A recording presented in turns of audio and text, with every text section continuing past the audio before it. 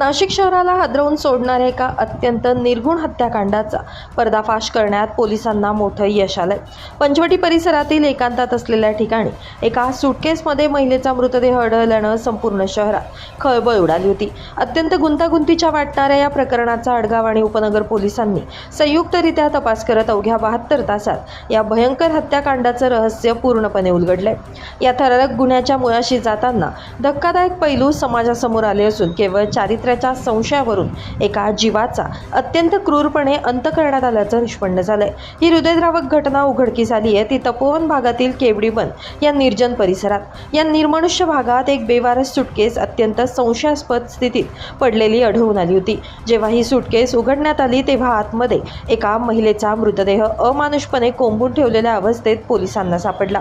या दृश्यानं घटनास्थळावरील सर्वांच्याच अंगावर काटा आणला। सुरुवातीला या मृत महिलेची नेमकी ओळख पटवणं हे पोलिसांसमोरच प्राथमिक आणि मोठं आव्हान होतं। कोणताही ठोस पुरावा नसताना केवळ घटनास्थळावरील जुजबी धागेदोऱ्यांवरून तपासाला योग्य दिशा देण्याचं काम जिकरीचं होतं। मात्र पोलिसांनी तांत्रिक विश्लेषण आणि गोपनीय माहितीच्या आधारे तपासाची चक्र अतिशय वेगानं फिरवली। पोलिसांच्या अथक तपासातून या खुनामागचे मुख्य कारण आणि सत्य अखेर उजेडात आले।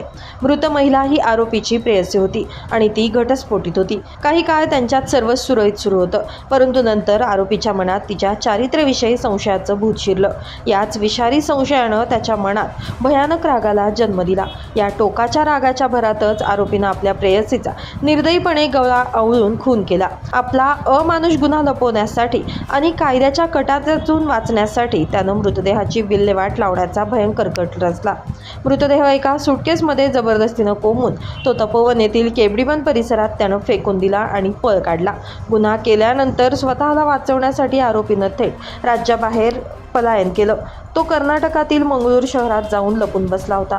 मात्र आडगाव आणि उपनगर पोलिसांच्या विशेष पथकानं त्याच्या मागावर राहून अत्यंत शिताफीनं त्याला मंगळूर येथून ताब्यात घेतलंय आणि गजाआड केलंय। या गुंतागुंतीच्या प्रकरणातील आणखीन एक संवेदनशील बाब म्हणजे ज्या आरोपीनं हे क्रूर कृत्य केलंय त्याची दुसरी पत्नी सध्या गर्भवती आहे। एका बाजूला नव्या जीवाची चाहूल लागलेली असताना स्वतःच्या संसाराचा जराही विचार न करता असा अमानुष गुन्हा घडल्यानं या प्रकरणाची भीषणता अधिकच वाढली आहे। अवघ्या 72 तासात या गुन्ह्याचा पर्दाफाश करून पोलिसांनी आपली तत्परता पुन्हा एकदा सिद्ध केली आहे।